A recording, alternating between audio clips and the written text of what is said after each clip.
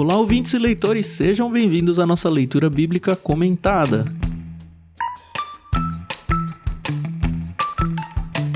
Eu sou o Thiago André Monteiro, vulgo Tan, e estou aqui hoje com a Carol Simão e com o Thiago Moreira pra gente conversar sobre sangue. Eu sei que tem gente que não gosta muito, mas é o tema de hoje.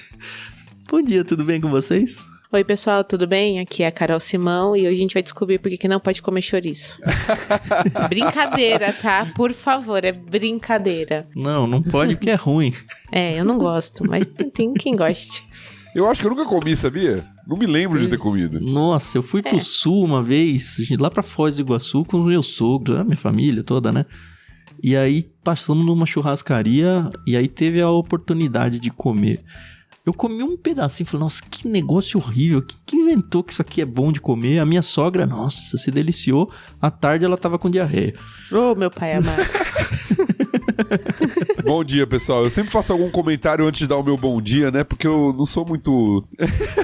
Apesar de 5, 6 anos gravando isso aqui, eu sempre me perco no processo. Mas bom dia pra todo mundo aí. Vamos lá, Levítico 17, falar um pouquinho sobre sangue, sobre carne, sacrifício e aprender um pouco mais. É isso aí. Gostaria de lembrar os ouvintes que a gente tem a transmissão no Discord hoje. Discord aí, casa não cheia, mas com bastante gente nova. Eu gosto quando vem gente nova conhecer a gente. Opa. A gente estava trocando uma ideia aqui antes da gente gravar. Então saiba que você pode fazer parte disso, trocar uma ideia com a gente também. Não é só chegar e assistir, assim, como se a gente estivesse num palco inacessível, muito longe disso, tá? Agradecer a galera que estava aí trocando uma ideia com a gente e convidar quem não conhece ainda para estar com a gente. É um espaço aberto, é um espaço gratuito, é só você acessar bit.ly/leitura coletiva. Por lá você pode acompanhar as transmissões da gravação ao vivo, ver a nossa cara. Inclusive, um terceiro Thiago que tá na plateia aqui tava muito assustado, porque eu sou careca, né? Ele nem falou o que ele achou da Carol, se era parecida com o que ele imaginava ou não, né? Mas você pode fazer parte e participar também de leituras coletivas que a gente organiza por lá, trocar uma ideia ao longo do dia, enfim, espaço aí, quase uma rede social nossa só acontecendo. Eu tô feliz que tem bastante gente no Discord, mas eu não tô muito feliz também, porque faz bastante tempo que a gente não ganha apoiador novo, viu? A gente precisa disso aí, sabe? O meu salário depende só do Ictus, saibam disso. Então, se você é ouvinte, saiba que não precisa ser uma oferta de R$1.000 aí por mês. Cara, muito longe disso. Pelo Catarse ou via Pix, a gente tem tudo na descrição do programa, você pode abençoar a gente aí com o valor de um café, o valor de um pãozinho, qualquer coisa assim, sabe?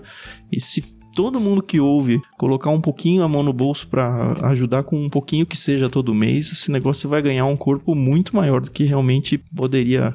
Aliás, talvez a sobrevivência disso em algum momento dependa de vocês. Então, considera com carinho se tornar um dos nossos apoiadores, beleza? Nossa, outro dia eu fui na padaria tomar café com os meus filhos e meu esposo, e a gente gastou R$100. Não dá mais. Mas você vai nessas padarias chique, Carol? Quem dera. A padaria aqui da rua de casa. Aí pede um pão de queijo, um queijo quente, e aí vai indo, né? Foi pão na chapa e pão francês. O Tan fez a piada da padaria, cara. Eu ia falar também, sua família tá muito grande, cara. Mas é muito mais esse ponto do que o estabelecimento. Olha que são tudo criança ainda. Você vai ver quando for adolescente. É isso, né, Thiago? Nossa. Você já tá nessa aí, já? Nossa, né? Antes eu ia no McDonald's, né? Um lanchinho, eu comia um nugget só, né? Coisa bem baratinha. Agora tem um prejuízo, né? Pois é. Não dá. É, não, só o número não dá conta mais. Pai, pede mais isso, pede mais aquilo. É. Bom, antes da gente entrar no bloco único, que vai ser lido pela Carol, também queria agradecer a Mundo Cristão pelo empréstimo da NVT e a Maria Lídia por emprestar a trilha sonora. Lembrando que a gente tem na descrição do programa também os links para você ouvir o álbum Inspiração em 3 Tons. Aliás, estou para perguntar para ela faz tempo por que Inspiração em 3 Tons, que 3 tons da Maria Lídia são esses, né? Vou perguntar para ela em algum momento e aí eu trago a resposta para vocês. Por favor.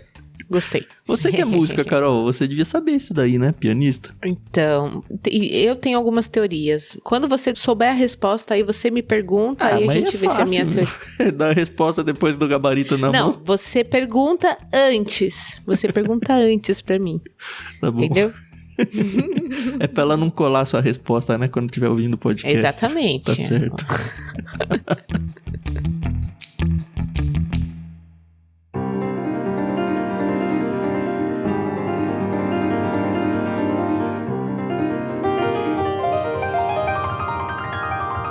Beleza, então entramos no primeiro e único bloco. Carol, sua vez de ler esse enorme capítulo de 16 versos, é isso? 17, né? É, 16, é isso aí. É capítulo 17. Isso, capítulo 17. Então vamos lá.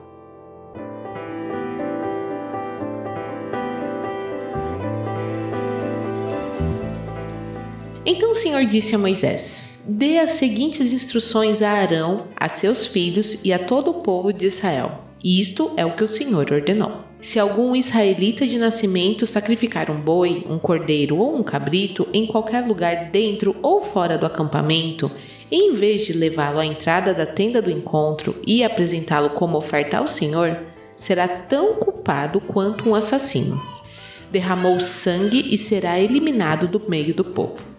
A finalidade é evitar que os israelitas sacrifiquem animais em campo aberto.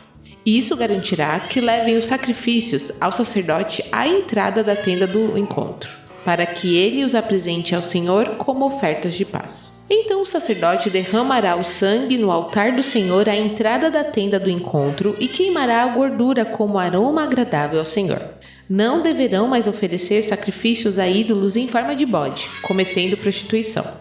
Essa é uma lei permanente para eles e deverá ser cumprida de geração em geração. Deles também a seguinte ordem: se um israelita de nascimento ou um estrangeiro que vive entre vocês apresentar um holocausto ou outro sacrifício, mas não o trouxer à entrada da tenda do encontro para oferecê-lo ao Senhor, será eliminado do meio do povo. Se algum israelita de nascimento ou um estrangeiro que vive entre vocês comer sangue, sob qualquer circunstância, eu me voltarei contra ele e o eliminarei do meio do povo, pois a vida do corpo está no sangue. Eu lhes dei o sangue no altar para fazer expiação por vocês. É o sangue oferecido que faz a expiação em lugar de uma vida. Por isso, eu disse aos israelitas: jamais comam sangue, nem vocês, nem os estrangeiros que vivem entre vocês. Se um israelita de nascimento ou um estrangeiro que vive entre vocês sair para caçar e matar um animal ou uma ave que lhes é permitido comer, deixará o sangue do animal escorrer e o cobrirá com terra. A vida de toda criatura está no sangue. Por isso eu disse aos israelitas: jamais comam sangue, pois a vida de toda criatura está no sangue. Quem consumir sangue será eliminado. E se um israelita de nascimento ou um estrangeiro comer a carne de um animal que morreu de forma natural ou foi despedaçado por animais selvagens, lavará as roupas e se banhará com água. Ficará cerimonialmente impuro até o entardecer, mas depois disso estará puro. Se contudo não lavar as roupas e não se banhar, será castigado por causa de seu pecado.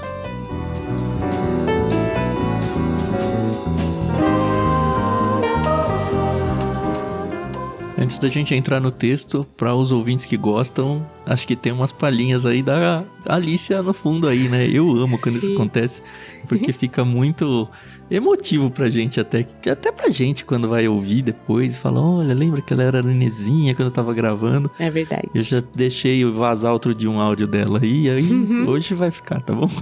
Tá bom, obrigada. Eu me emociono quando outros ouvintes ouvem e vêm comentar. Acho sensacional. E o puerpério aqui ainda tá pesado, aí as lágrimas vêm. Mas são lágrimas de alegria, de emoção, não tristeza. Tá certo. Bom, vamos ao texto. Eu tenho uma dúvida e eu nem consegui, com os comentaristas que eu pesquisei, tirar essa dúvida. A primeira vez que eu li isso daqui, eu imaginei que essa proibição no início do capítulo de matar um animal fora ali do tabernáculo, da entrada do acampamento, né, fosse só para animais que iam ser sacrificados, na ideia de que, é proibido qualquer sacrifício fora desse contexto.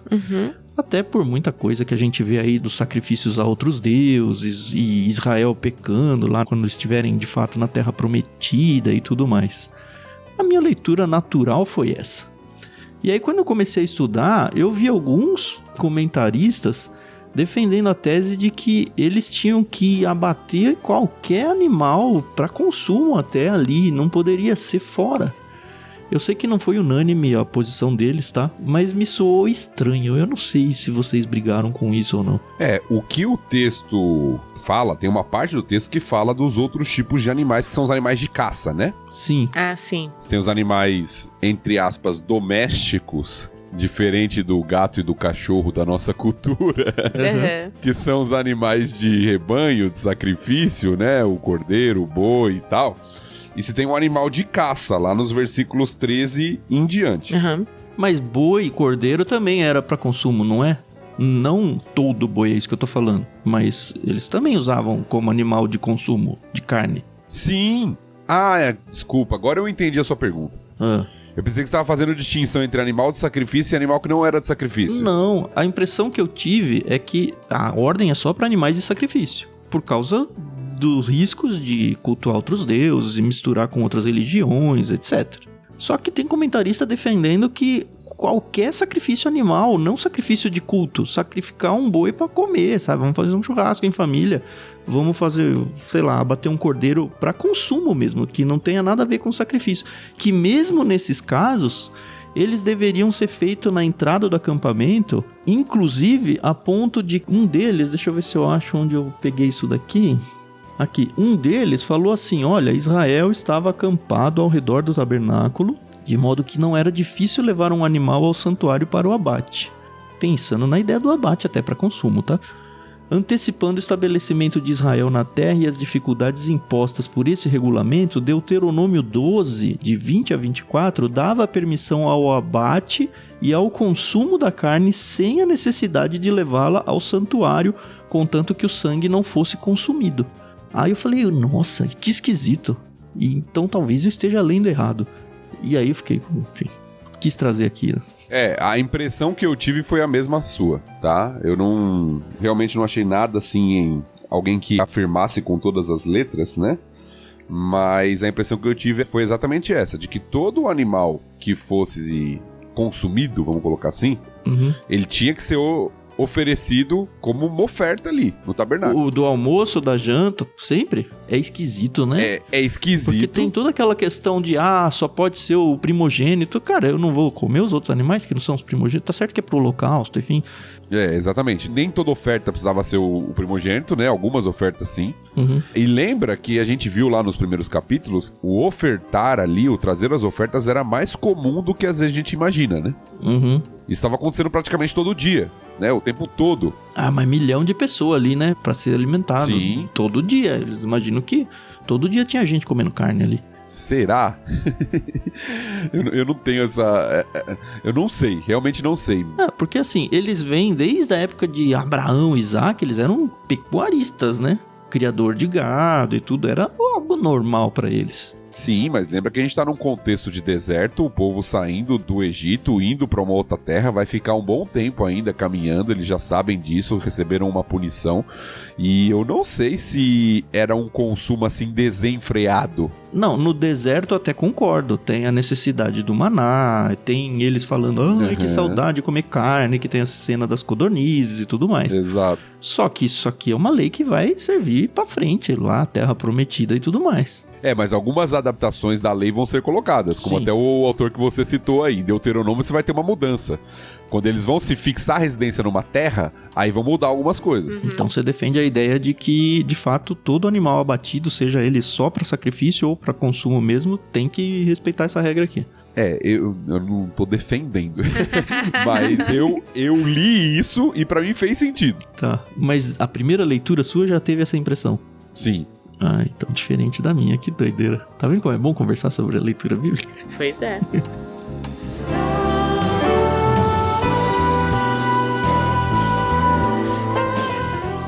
Bom, sigamos. Vamos voltar uns versículos aí. De cara, né? Aquele tradicional, Deus fala com Moisés e Moisés que passa a instrução. E ele passa a instrução não só pro Arão e os sacerdotes, né? Os filhos dele, mas para todo o povo de Israel. Sim. Isso.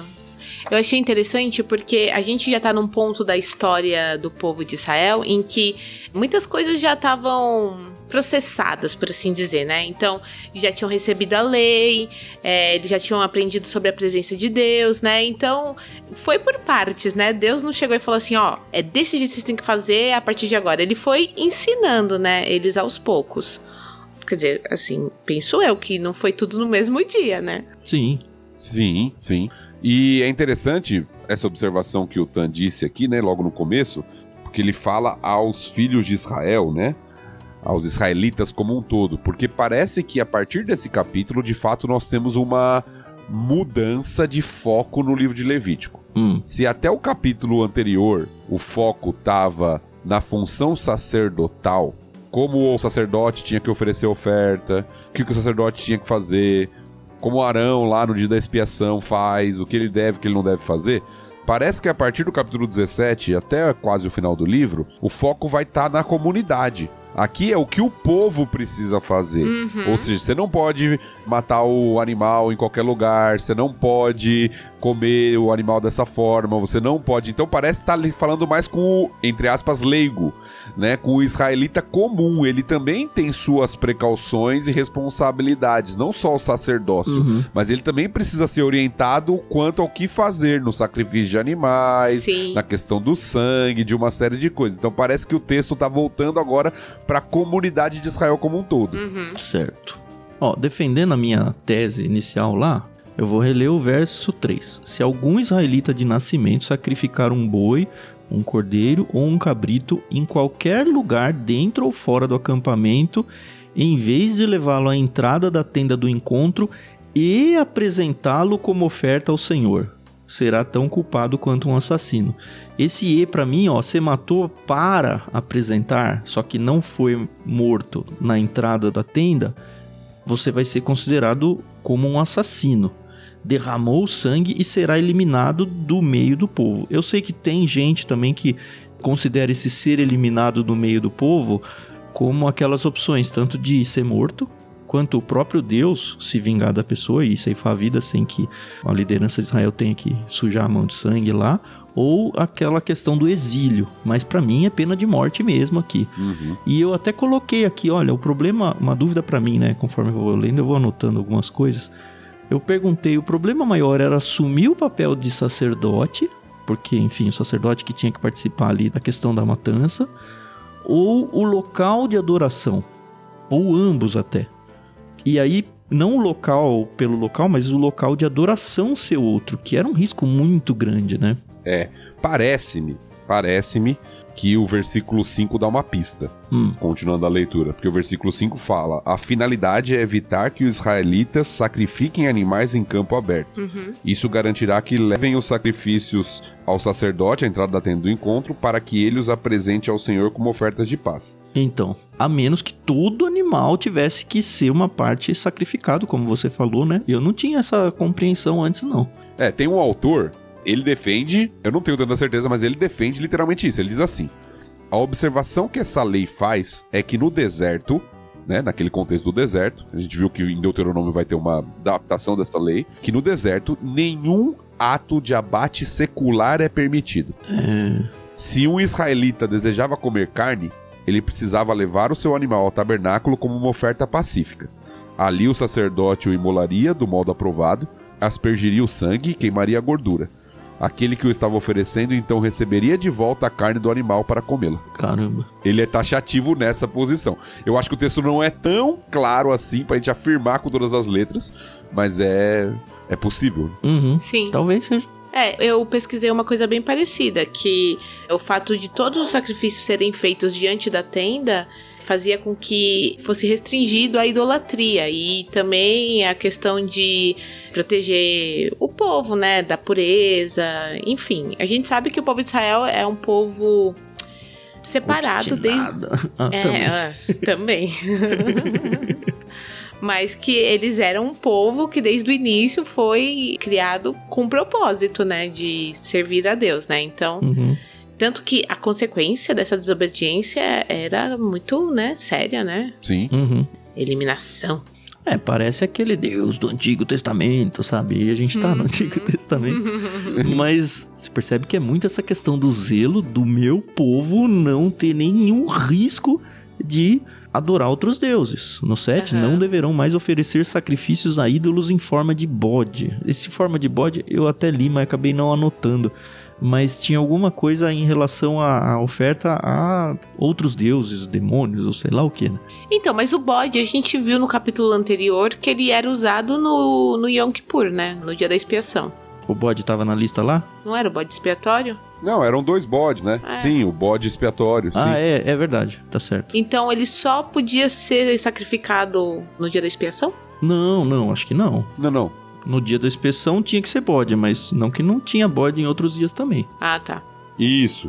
A questão aqui é que parece, pelo contexto que a maioria dos estudiosos afirmam, é que existia nos povos ao redor de Israel muita idolatria, muito culto, e o animal principal utilizado de referência era o bode. Então o bode ao redor de Israel tinha uma conotação de idolatria. Sim, o 26 fala, né, cometendo prostituição, e se você tá lendo meio desavisado, você fala, caramba, o que tem a ver prostituição? Porque prostituição, no caso ali, era se prostituir com outros deuses, né? Eu deixar a minha aliança que eu tenho aqui com Deus pra ir adorar outros deuses. É essa prostituição que ele tá falando. Ó, só uma pequena citação aqui que eu peguei. No mundo antigo, o bode era muitas vezes símbolo de fertilidade ou de um deus do mundo inferior. Durante o reinado de Jeroboão I, muitos levitas do Reino do Norte se mudaram para o sul em Jerusalém. Eles tinham se horrorizado com o uso de bodes e touros na adoração do Reino do Norte. Ou seja, parece que o uso de bodes estava vinculado a outras religiões ao redor de Israel e por isso ele se tornou um símbolo de uma adoração pagã. Se você for ver, esses símbolos satanistas até hoje, né, usam a cabeça de um bode como imagem ali, né, como referência. Sim. Não que houvesse algo de errado no animal, como a Carol falou bem, ele até é usado no dia mais importante ali, no Yom Kippur. Sim. Mas a questão da associação com outros povos, né? E da adoração de outros povos, né? E é interessante que a regra não vale só para os judeus, né? Os israelitas. Mas vale para o estrangeiro que mora junto. Pois é, né? Porque na verdade o estrangeiro que mora junto com Israel, idealmente se torna um prosélito, né? Um israelita. Mas aí eu fiquei pensando nos caras que são conquista de guerra, né? Não que eles já tenham chegado nesse ponto, mas vai ter essa galera em algum momento. Você tem egípcios ali que saíram com os israelitas. É verdade. Né, na parte do êxodo. Mas mesmo os escravos, eles... lembra que é uma questão de escravidão mesmo. Eles não têm muita opção. Eles têm que se adequar à realidade em que eles estão. Até o pessoal que trabalha muito com a questão de missiologia, né? Faz essa distinção. No Novo Testamento, a igreja é chamada para ir a todos os povos, né, e fazer discípulos. No Antigo Testamento, como uma pessoa era considerada povo de Deus, mesmo não sendo israelita, indo até o povo de Deus. Sim. Então é o contrário. Em vez de sair, ela se torna uma israelita, como Raabe, como Ruth, como outros personagens na história que começaram a seguir o Deus de Israel e fizeram parte do povo de Israel, mesmo não sendo israelita de nascimento. Né? Sim.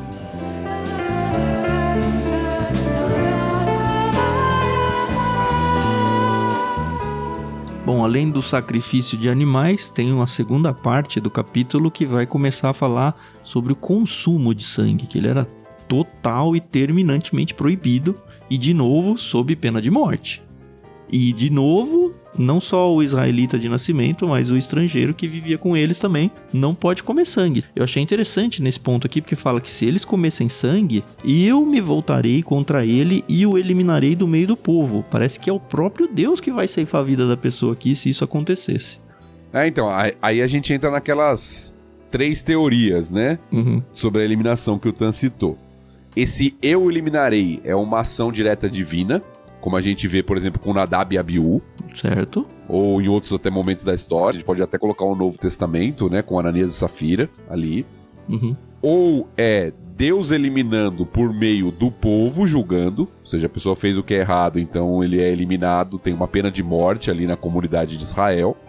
Como em alguns contextos aparece na lei. Você vai apedrejar, você vai fazer tal coisa, né? A pessoa tem que morrer porque tirou a vida de outra pessoa ou algo do tipo. Sim. Né? Em Israel tinha pena de morte. ou um terceiro mais brando, uma interpretação mais branda, que a eliminação do meio do povo era tornar a pessoa um pária. Um Expulso, eremita, né? Alguém que ia expulso da comunidade, ia viver sozinho no deserto, ou arrumar uma outra comunidade para ele viver, porque ele foi eliminado do povo nesse sentido. Uma exclusão ali, né? É uma exclusão. A gente já comentou sobre isso, né? Eu acho que de fato ali é morte, né? Pelo contexto todo, parece que esse é algo de morte mesmo. Mas são as 3 posições sobre essa questão, o que significa esse eliminar do meio do povo, né? Eu também concordo com a morte, mas é que eu sou mais sanguinário, assim. Sempre fui. Você sabe qual é o seu temperamento, então? Não tenho medo, eu não sei nem que palavras eu poderia usar pra responder essa pergunta. Tá certo. Tudo bem. Eu ia fazer uma brincadeira, mas não vou. Vou me conter. Mas o que é esse temperamento aí? Então, tem uma teoria sobre os temperamentos, né? Fleumático... Melancólico, sanguíneo. Nossa, não tenho a menor ideia. Eu não sei nem o que significa cada um. Eu tenho o temperamento da páprica defumada. Esse eu gosto bastante.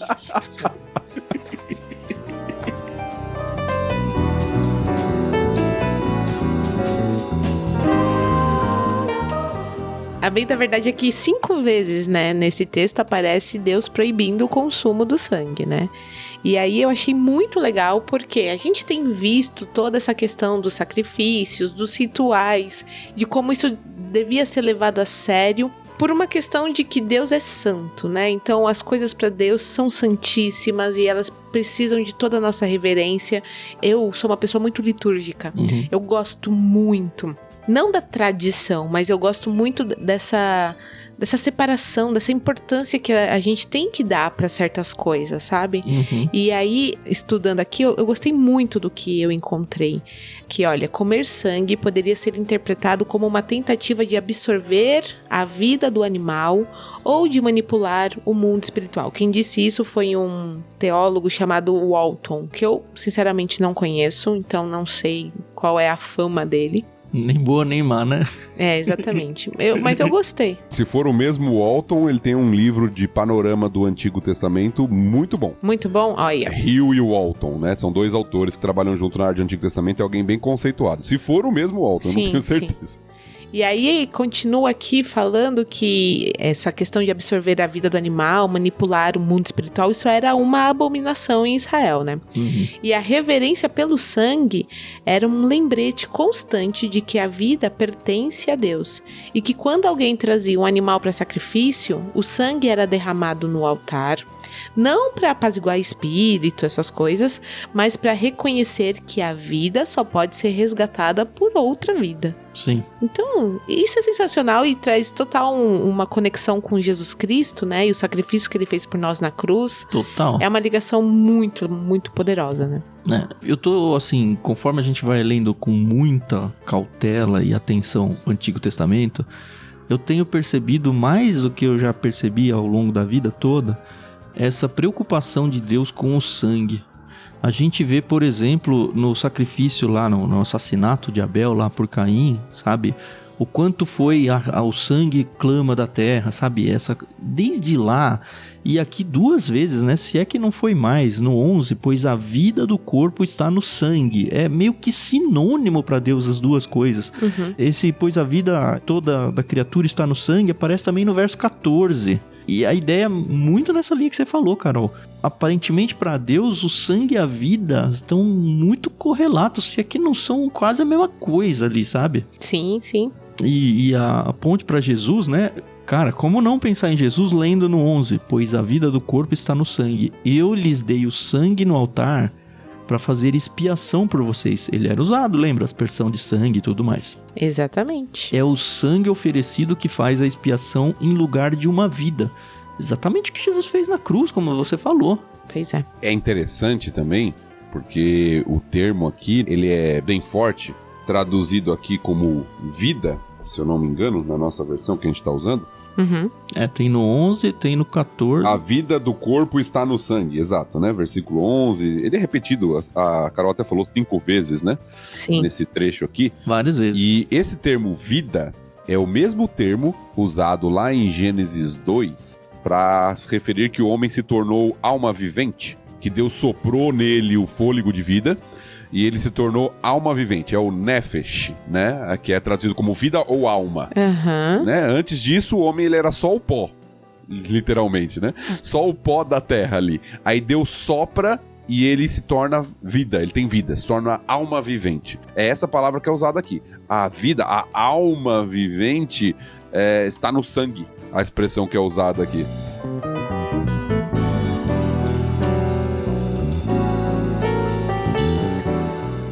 Eu gosto muito de ver nessa parte onde ele começa a falar de animais de caça, né? Que o Thiago até mencionou lá no começo e acabou não desenvolvendo. Que, se você sair pra caçar ou matar um animal, enfim, aí você não vai matar, obviamente, na entrada da tenda, porque você foi até onde o animal tá pra caçá-lo, né? Até de aves e tudo bem comer eles, nesse caso. Mas ainda assim tenha um cuidado especial com o sangue deles. Você vai sangrar ele, né? Deixa o sangue do animal escorrer e não para por aí. Cobre com terra. Não deixa esse sangue exposto. Eu falei, cara, é até bonito, um poético da coisa, sabe? Esse cuidado com a vida animal, sabe? Não é um sacrifício banal, um sacrifício da vida do animal que eu quero dizer, não um sacrifício de oferta a Deus, né? Mas eu não matei um animal banalmente, eu tô usando ele aqui pra minha alimentação, animal de caça e tal, mas eu tenho um respeito pela vida que eu tive que matar aqui pra consumir esse animal. Cara, é muito legal isso. Verdade. Sim. É respeito. Sim. É interessante isso, porque a partir de Gênesis 9 nós vemos que a liberação do homem comer carne, né, na sua dieta, porém não é algo leviano. Sim. Como criação de Deus. Isso entraria uma série de implicações aqui de discussão que a gente não vai entrar sobre abate na nossa cultura e uma série de coisas, mas como o israelita, ou como Deus tinha essa preocupação e ordena aos israelitas para entender o valor da vida. Sim. E não só da vida humana, até da vida animal. É. E tem uma segunda razão, que foi até citada aqui pela Carol já, mas que eu acho interessante a gente lembrar, sobre essa questão do respeito e do não comer o sangue e tal. A primeira é porque a associação da vida com o sangue, a gente acabou de falar bastante disso.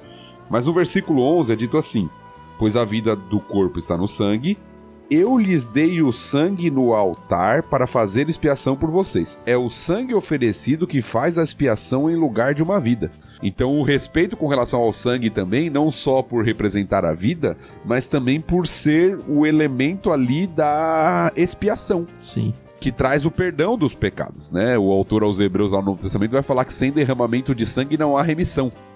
Por isso que o sangue de Jesus é tão importante, né? Até na ceia que nós celebramos, né? Com o suco ali, ou o vinho, representando o sangue de Jesus, que é dado em favor de nós para a expiação dos nossos pecados. Como tudo tá ligado, né? Impressionante.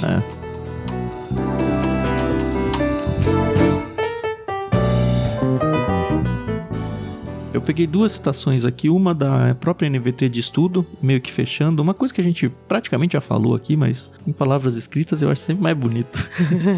E uma outra também do MacArthur. A primeira diz assim, olha, cobrir o sangue de um animal morto lhe dava um enterro simbólico. Isso demonstrava reverência tanto à vida do animal como a Deus, que dá a vida. O enterro representava o retorno da vida a Deus.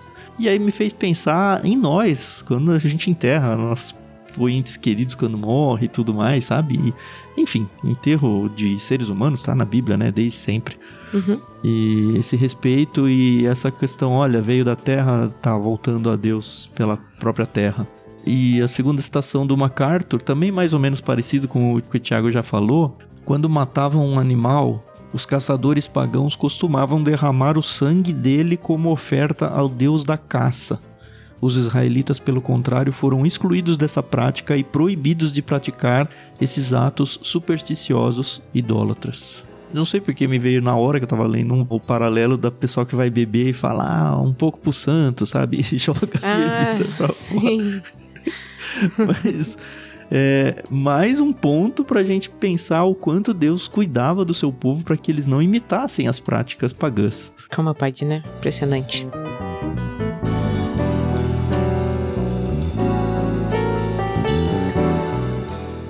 E aí o último grupo que é tratado aqui são os animais que foram encontrados mortos. Sim. A partir do 15, né? Se um israelita de nascimento ou um estrangeiro comer a carne de um animal que morreu de forma natural ou foi despedaçado por animais selvagens.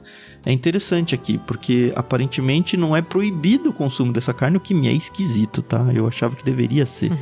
Mas se acontecer, essa pessoa lava suas roupas, ela se torna impura e tal, como a gente já viu várias vezes, né? Até o entardecer e tudo mais, mas depois fica puro. E se ela não cuidar dessa impureza, ela vai ser castigada também por causa do pecado. Nesse caso aqui, aparentemente, não é pena de morte nem nada. Mas também tem que ter um cuidado aí. Isso provavelmente por 2 motivos, né, essa lei. A primeira é porque se você já encontrou um animal morto, você não sabe se o sangue foi drenado corretamente, apropriadamente ou não, como tava mandando para os outros animais. Sim. Segundo, que a própria lei em outros textos, a gente já passou por eles inclusive, de Levítico 11, fala que se você toca num cadáver, você se torna impuro. Isso. E já era um cadáver, né? Exatamente, já tem um cadáver ali que você tá tocando e comendo, né? Então isso tornava a pessoa impura, né? Eu acho que isso era feito só em casos de extrema necessidade, né? Se a gente for pensar hoje, pode estar uma contaminação danada na carne ali, você não sabe o que aconteceu, como é que ela tá morta, Sim. Moscas, enfim. Mas tá aí, não era proibido, mas trazia uma certa impureza aí para as pessoas e elas tinham que lidar com isso de alguma forma.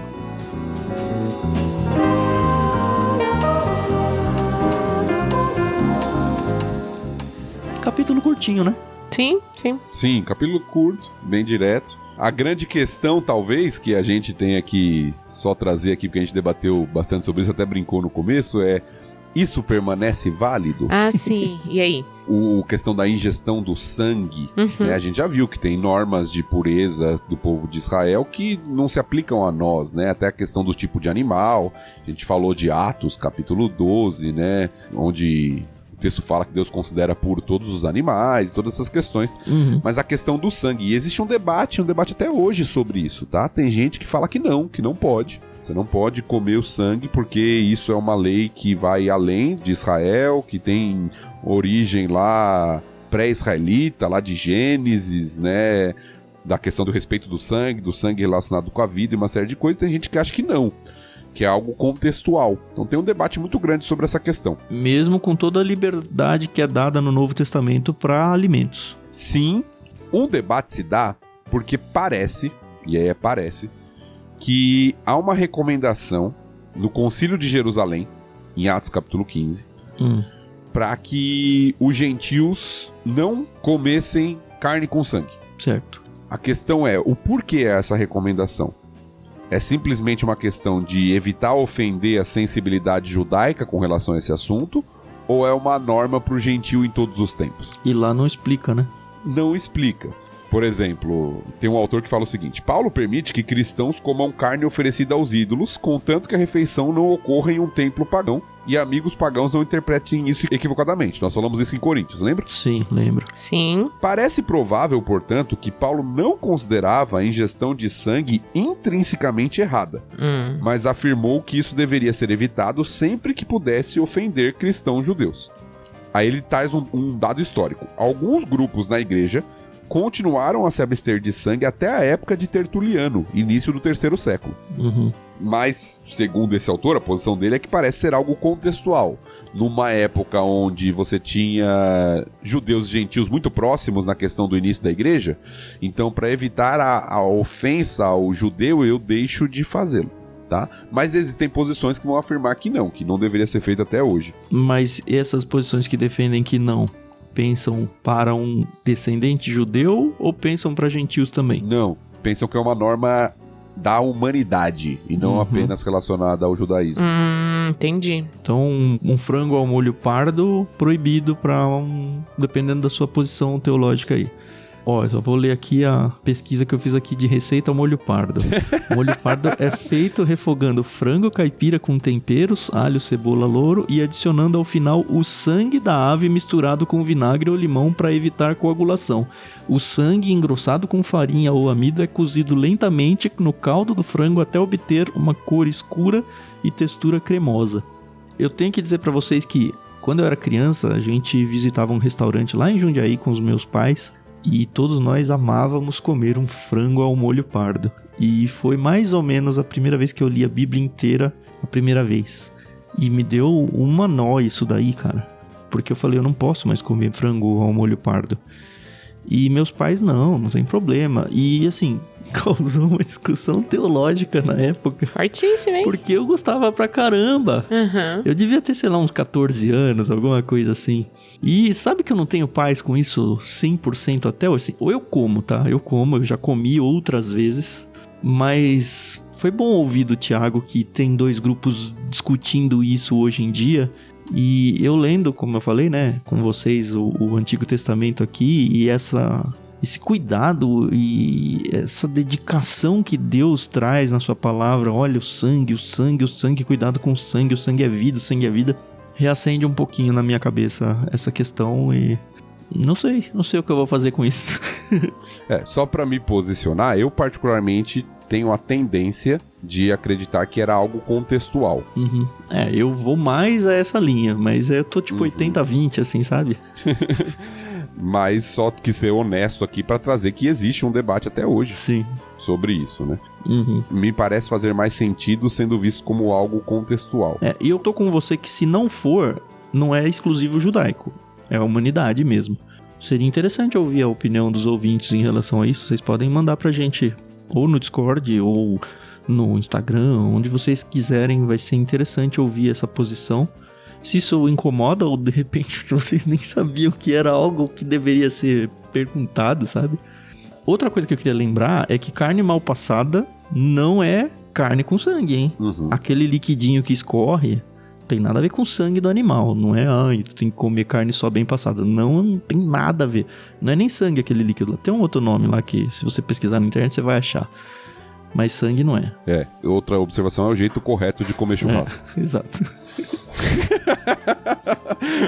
Não, é só porque se a pessoa ficou meio noiada, eu não posso mais comer carne gostosa, né? Tem que comer carne ruim agora. Não é aí, tá, o problema. Você fala isso, mas tem muita gente, incluindo os meus pais, que eles gostam da carne esturricada, viu? Eu sei, é só uma provocação. Eu sei que tem gente que gosta. É Nossa, só uma provocação. Aí você come e fica aquele pedaço Sola assim de no sapato. canto do... Nossa, dá dor de cabeça. Pelo amor de Deus.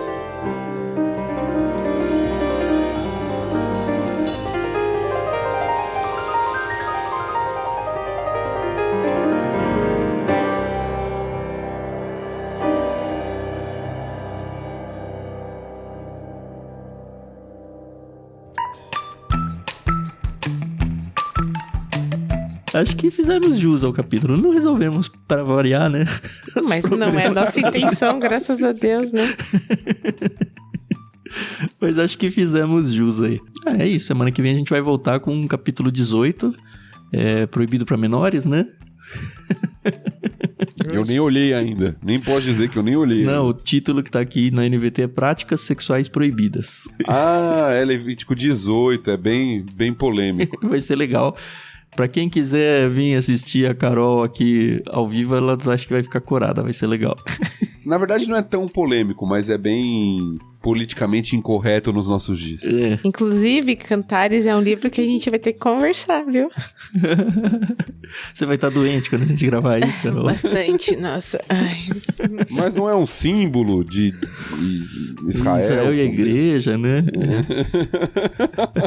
Ai, gente. Vamos chegar lá. Vamos. Basta cada dia o seu próprio mal. Isso aí. Só pra aproveitar aqui, a gente recebeu 2 feedbacks no chat sobre as perguntas do sangue aí. Uhum. A Cássia Lima disse: não consumo sangue de animal que seja de meu conhecimento, em partes por questões bíblicas. Olha aí, interessante. E o Anderson: tenho minha consciência tranquila sobre o assunto após ter convicção que não muda nada concernente à nossa salvação. Pode parecer simplória a minha forma de ver, mas repito, tenho a mente tranquila sobre o assunto. E é interessante, porque, assim, como o Anderson falou, ninguém vai perder a salvação por causa disso aí, não. Fiquem tranquilos, tá? Ninguém tá pondo sua vida espiritual em risco, nada. Não é isso. Mas é interessante ver que tem 2 pessoas que estão com a gente aqui que pensam diferentes e glória a Deus, sabe? Cada um seguindo o seu caminho. É isso, então. Finalizamos um episódio aí. E um pouquinho mais curto que o normal, mas bem pertinho da 1 hora que a gente costuma trazer. Um capítulo curtinho também. Semana que vem, como eu já falei, a gente vai voltar com práticas sexuais proibidas. Um capítulo um tanto polêmico, como o Thiago falou, no sentido do que as pessoas da sociedade têm feito hoje. E eu espero que a sociedade não caminhe pra normatizar isso também, porque ela já normatiza tanta coisa ruim, né? Mas a gente vai ver o que Deus pensa a respeito disso aí no próximo episódio. Eu faço de novo a lembrança para vocês que chegaram até o final do episódio da importância de você se tornar um apoiador do projeto, tá? Faça isso se você puder. Acesse aí catarse.me/ictus para você conhecer o nosso projeto, as formas de apoio. Você pode fazer compras na Amazon sempre com o nosso link de afiliado. É só acessar ictus.com.br/Amazon e aí continuar suas compras normalmente, que qualquer compra que você fizer já vai estar rotulada com o nosso link lá e a gente vai receber uma comissão da sua compra. E Pix também, né? Opção, tem várias pessoas que preferem, ou não quero ter um compromisso mensal, sempre que der eu vou fazer via Pix. Chave Pix também tá na descrição do programa. Muito gostoso conversar sobre a Bíblia com vocês, muito gostoso ter gente conversando também aqui no chat enquanto a gente grava. Fica o convite para você mais uma vez se juntar com a gente no Discord, tá bom? Semana que vem a gente volta então, capítulo 18. Não esqueçam também de orar por nós. Crie esse hábito. Sempre que terminar de ouvir um episódio, ora por nós. Rapidinho, assim, pelo projeto, por mim, pelo Thiago, pela Carol e pelas pessoas que nos ouvem e aquelas que ainda vão ouvir. É isso. Tchau, tchau. É isso aí, pessoal. Eu agradeço muito a paciência e a audiência de vocês. Eu tenho ensinado aos meus filhos muito sobre oração. E o meu do meio, Natan, hoje ele tá com 2 anos e 3 meses. A gente vai orar, a gente começa Papai do Céu, ele e mamãe. Aí eu peço pela mamãe e do papai, pelo papai e vovô. E aí eu já ensinei pra ele. Agora tem que orar pelo ictus. Mas ele ainda não aprendeu a falar. É muito difícil essa palavra. Mas isso aí. Mas é isso aí. A gente se ouve no próximo episódio. Até mais. Valeu, pessoal. Até semana que vem. Nós nos encontramos novamente para falar sobre Levítico 18. Deus abençoe a todos.